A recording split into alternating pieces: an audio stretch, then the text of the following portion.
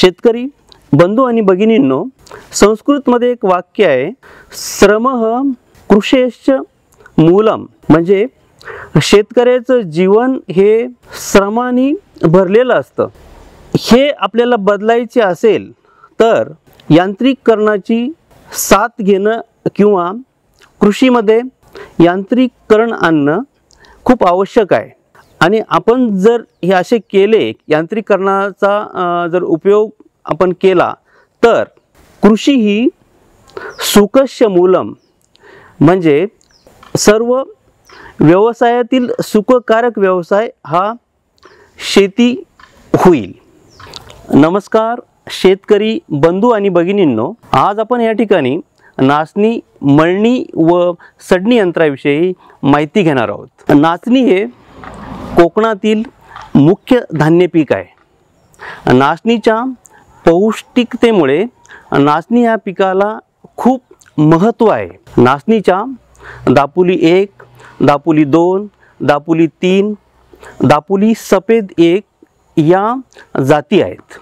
दापोली सफेद 1 ही पांढऱ्या रंगाची असून या जातीमध्ये मोठ्या प्रमाणावरती लोह, मॅंगनीज व प्रथिने आहेत. आता आपण नाचणीच्या मळणी व सडणीविषयी माहिती घेऊया.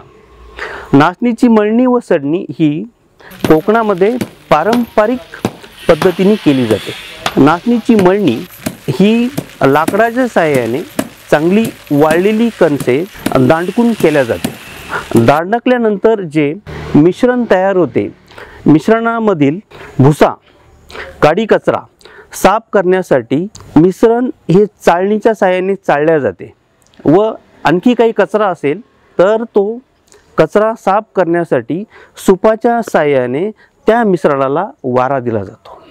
मळणी केल्यानंतर जे नाचणीचे दाणे तयार होतात त्या दाण्यांवरील भुसा हा नाचणीच्या सडणे या प्रक्रियेतून काढला जातो. नाचणीची सडणी ही उखळ मिसळाच्या साहाय्याने केली जाते. उखळ मिसळातून नाचणीची दाणे काढल्यानंतर त्यामध्ये जो भुसा असतो तो भुसा वाऱ्याच्या साहाय्याने किंवा त्याला वारा देऊन हा वेगळा केला जातो. सडणी केल्यानंतर नाचणीचे दाणे हे खाण्यायोग्य होतात. नाचणीची मळणी व सडणी ही खूप वेळखाऊ आहे व हे काम खूप काबाड कष्टाचे आहे. नाचणी मळणी व सडणीच्या कामामुळे तळ हातांना फोड येतात. नाचणी मळणी आणि सडणीतून जी धूळ किंवा धान्याचा भुसा उडतो तो भुसा नाकातोंडातून फुफ्फुसात जाऊन त्या भुस्यामुळे ॲलर्जी होते व तो व्यक्ती आजारी पडण्याची शक्यता असते.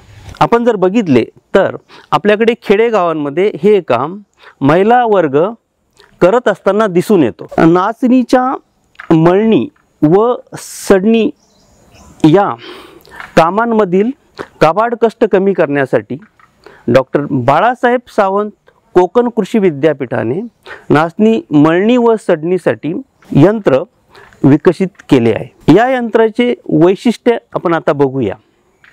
हे यंत्र वापरण्यास अत्यंत सोपे आहे. या यंत्रात 4 चाके आहेत व एक हँडल आहे. त्यामुळे या यंत्राची वाहतूक करणे अत्यंत सोपे आहे. यंत्राचे वजन हे फक्त 140 किलो आहे. यंत्राची वाहतूक एका घरापासून दुसऱ्या घरापर्यंत करायची झाल्यास कोकणामध्ये पालखीप्रमाणे या यंत्राची वाहतूक सहज करता येते. हे यंत्र घरगुती जे सिंगल फेज कनेक्शन असते त्या सिंगल फेजच्या कनेक्शनवरती चालते. या यंत्राला 3 फेजच्या स्पेशल कनेक्शनची आवश्यकता नाही.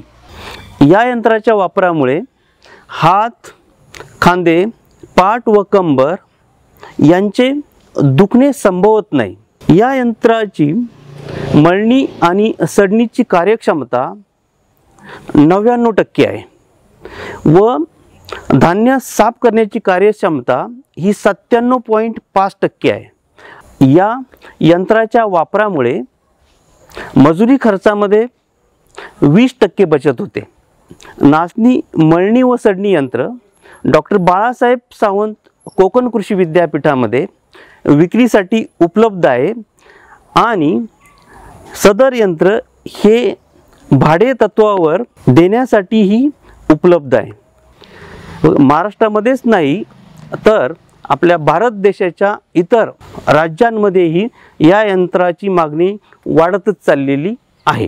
शेतकरी बंधू आणि भगिनींनो, आपणास हा व्हिडिओ आवडला असल्यास डॉक्टर बाळासाहेब सावंत कोकण कृषी विद्यापीठाच्या यूट्यूब चॅनलला लाईक, शेअर आणि सबस्क्राईब करा। धन्यवाद।